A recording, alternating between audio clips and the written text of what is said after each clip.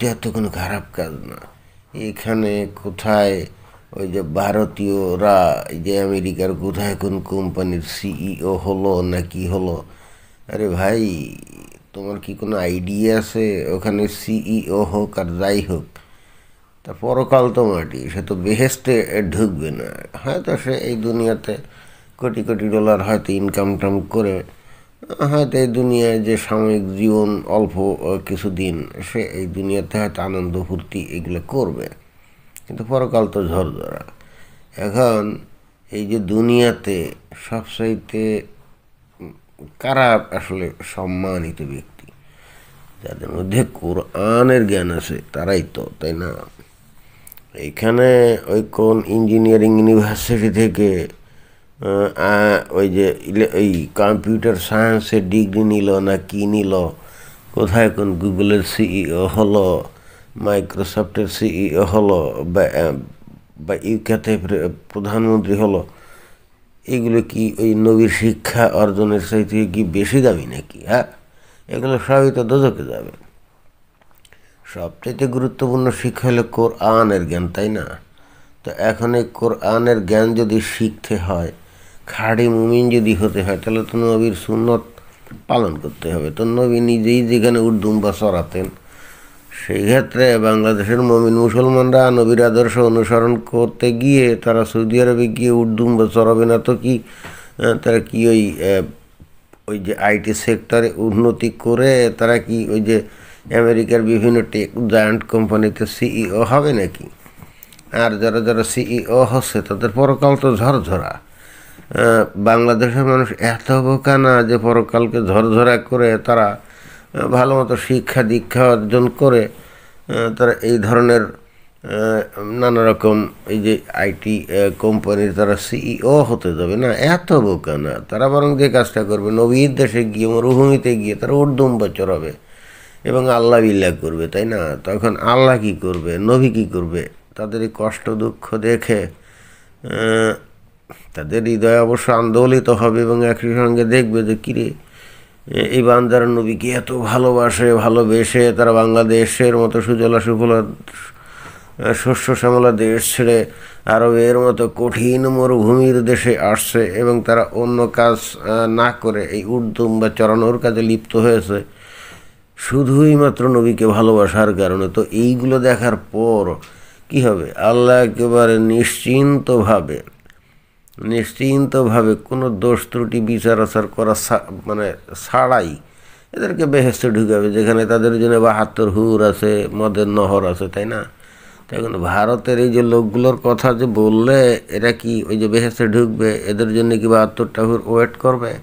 এরা কম্পিউটারে যত জ্ঞান অর্জন করুক সোহো, আটটাতে কী যায় আসে? পরকাল তো ঝরঝরা।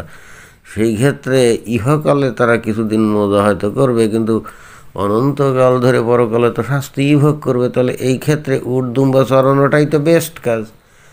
এই যে প্রতিবেদক যে খবর পাঠ করছে, তার কাছে কেন মনে হচ্ছে যে ওই মরুভূমিতে উর্দুম্বা চড়ানো খুব খারাপ কাজ? আমার কাছে তো সেরকম মনে হলো।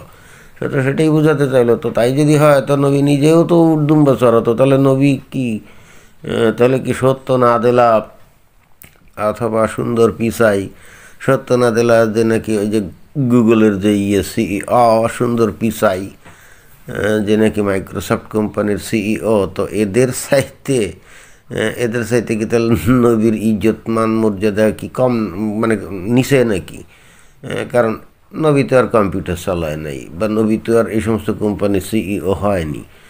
নবী তো প্রথম জীবনে উর্দুম্বাই চড়াতেন, তাই না? তো এটা কী বলে আসলে এই সমস্ত লোকজন কি উদ্ভট কথাবার্তা বলে। দেখি আর কি বলে, হালকা একটু শুনি। প্রতিবেশী দুটি দেশের প্রবাসীদের মধ্যে কেন এই আসমান জমিনের ফারাক? এমবিএ টাইমসের অনুসন্ধানে বেরিয়ে এসেছে দুর্ভাগ্যজনক তথ্য। তোমরা ঘোড়ার ডিমের তথ্য বার করছো, বুঝছো? আসল তথ্য যেটা, সেটা কিন্তু একেবারেই বের না করে ভুয়া এবং মন গড়া কিছু তথ্য এগুলো তোমরা তৈরি করে সেগুলাই প্রচার করছো। তুমি তোমার প্রতিবেদনে উল্লেখ করলে যে ভারতে ওই যে আছে ইন্ডিয়ান ইনস্টিটিউট অফ টেকনোলজির কত 23টা না 24টা শাখা আছে, সেখান থেকে ভারতীয় ছাত্ররা শিক্ষা গ্রহণ করার পরে যখন এই যে বাইরে বিদেশ যায়, বিশেষ করে আমেরিকাতে যায়, সেখানে তারা আস্তে আস্তে তাদের দক্ষতার শীর্ষে ওঠে, ওই যে বিভিন্ন কোম্পানির সিইও হয়, এ কথাই তো বললে। আর একই সঙ্গে তুমি বললে যে বাংলাদেশের বুয়েটে আবরার হত্যা নিয়ে শিরোনাম হয়, আর ভারতের আইআইটি তারা বিভিন্ন কোম্পানির সিইও তৈরি করে বিখ্যাত হয়। তো এখানে তুমি তো কমপ্লিটলি মানে ফালতু কথা বললে। তোমাকে বুঝতে হবে যে যেখানে এই যে আইআইটিতে ইন্ডিয়াতে, সেখানে সেখানে তো তারা মুসলমান না, এবং সেখানে তো তারা ইহজগতের জ্ঞানটাকেই মানে প্রাধান্য দেয়, তারা তো পরজগতের জ্ঞানকে প্রাধান্য দেয় না। ঠিক সেই কারণে এরা ওই যে কম্পিউটার সায়েন্স পড়তে গিয়ে হুজুর হয়ে বেরোয় না, এবং তাবলিগ জামাত করে সিল্লায় বেরোয় না, এবং সে মানে পড়তে গিয়ে সেখান থেকে ইঞ্জিনিয়ার হয়েই বের হয়।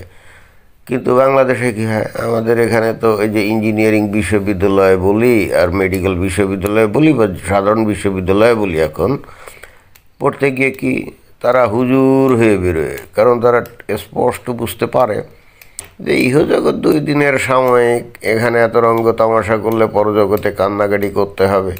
সুতরাং পরজগৎটাই যেহেতু অনন্তকাল, আর সেখানে যেহেতু 72 হুরের সাথে তাদের মাস্তি করা লাগবে, সুতরাং সেই সমস্ত গুলো যাতে সুলভে পাওয়া যায়, এই জন্য তারা প্রস্তুতি হিসাবে যদিও হয়তো ইঞ্জিনিয়ারিং কলেজ বা বিশ্ববিদ্যালয়ে যায়, কিন্তু বের হয়তো হুজুর হয়ে, কারণ তারা তো মনে করে যে এই সমস্ত বিজ্ঞান পড়ে এগুলো কোনো লাভ নাই। আর যেটুক বিজ্ঞান যাই দরকার আছে, তাহলে যেটুক কেন বলি, দুনিয়ার সমস্ত বিজ্ঞান তো কোরআনের মধ্যে আছে, তাই না? তো এখন এই সমস্ত ওলাবাইন হয়তো কলেজ বিশ্ববিদ্যালয়ে ভর্তি হলো, তারা ওই সমস্ত বিজ্ঞান অত ভালো করে না পড়ে ওই কোরআন চর্চা করে, এবং মনে করে যে কোরআন চর্চা করলে তো সব বিজ্ঞান অর্জিত হয়ে যায়, তাহলে আর অন্য কোনো জ্ঞানের তো দরকার নেই। তাহলে যারা নাকি কোরআনের মধ্যে বিজ্ঞান খুঁজে বের করে অতঃপর ওই ডাক্তার বা ইঞ্জিনিয়ারিং পড়তে গিয়ে যারা নাকি হুজুর হয়ে বেরোয়, তারা কীভাবে ওই যে আমেরিকার কোম্পানিতে গিয়ে সিইও হবে? আর তাছাড়া আসল কথা হচ্ছে, এরা তো ওই সমস্ত কোম্পানিতে গিয়ে, ইহুদিন ছাড়া কাফেরদের কোম্পানিতে গিয়ে তো সিইও হতেই চায় না। এদের স্বপ্নই তো থাকে আরবের মরুভূমিতে গিয়ে উট দুম্বা চড়ানোর, যেমনটা নবী সরিয়েছিলেন। এরা এটাই বিশ্বাস করে যে নবীর মতো যদি উট দুম্বা চড়ানো যায়, তাহলে এদের বেহেশতে যাওয়ার রাস্তা সুগম হবে। তো এরা তো বোকা না, বুদ্ধিমান, এবং বুদ্ধিমান হয়ে এরা ঠিক কাজটাই করে। তো এখানকার প্রতিবেদক কি উল্টাপাল্টা আলতু ফালতু কথাবার্তা বলে। এই প্রতিবেদকের কাছে মনে হতে পারে যে গুগল কোম্পানির সিইও হলে, মাইক্রোসফট কোম্পানির সিইও হলে জীবন একেবারে বর্তে গেল, বিশাল কিছু ঘটে গেল। এই সমস্ত লোকজন আসলে আলতু ফালতু কথাবার্তা বলে, এর কোনো ধারণাই নাই যে একজন খাঁটি মুমিন ওই যে ওই গুগল কোম্পানির সিইও না হয়ে সে যদি আরবের মরুভূমিতে উট দুম্বা চড়াতে পারে, তাহলে সে মনে করবে যে তার জীবন সার্থক হয়ে গেল। এবং সত্যিকার অর্থে এভাবেই বাংলাদেশের মানুষ সৌদি আরব গিয়ে উট দুম্বা চড়ায় এবং নবীকে এবং আল্লাহকে খুশি করে, যেটা নাকি তার জীবনের চূড়ান্ত এবং পরম লক্ষ্য। তো তারা তো সেই লক্ষ্য অর্জনে সফল। তাহলে এইটা নিয়ে তো আলতু ফালতু কথা বলে বা এটা নিয়ে বাংলাদেশের মানুষ যে পিছনে পড়ে আছে, এইটা তো বলার কোনো সুযোগ নেই। বরং এই ক্ষেত্রে ভারতীয়রা পিছনে পড়ে আছে, কারণ ওরা তো ইসলাম গ্রহণ করে নাই, আর ইহজাগতিক জ্ঞানটা নিয়ে ব্যস্ত আছে। পরজগৎ তো আসলে ঝরঝরা, তাই না? সেক্ষেত্রে বাংলাদেশের মানুষের পরজগৎ তো খুবই উজ্জ্বল। তাহলে বুদ্ধিমান কারা, বাংলাদেশের লোক না ভারতের লোক? তো এটাই ছিল বক্তব্য। ধন্যবাদ।